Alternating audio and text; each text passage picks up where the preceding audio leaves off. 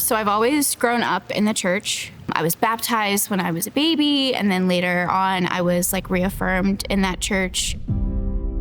As I became an adult and it started to become more on me, I kind of fell away from the church as I started those college years. My first time coming to Compass was different. Even the church layout itself, the structure of how the services ran, the prayer, the worship, the sermons, it's just so vastly different from what I'm used to seeing and being around. But I kind of had to push that aside to be even if it is something that's totally opposite of what I'm used to, I knew that there was something here that I had to further explore and try before I kind of threw in the towel.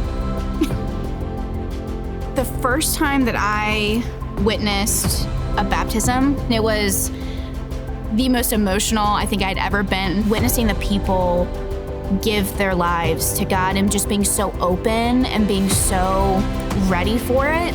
And you can just see on their faces, I think at that time I still knew that I was looking for that and searching for that, and I just couldn't figure out how to get it.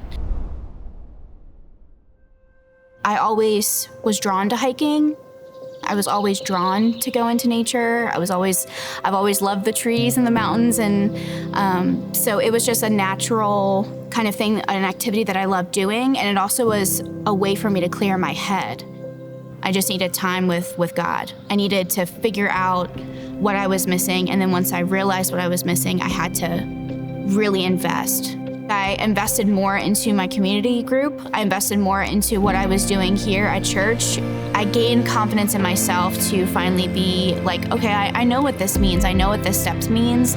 And I know that I'm not just checking a box anymore. I know that I'm not just doing it for other people, or I'm not doing it because I was raised a certain way. I'm doing it fully for myself.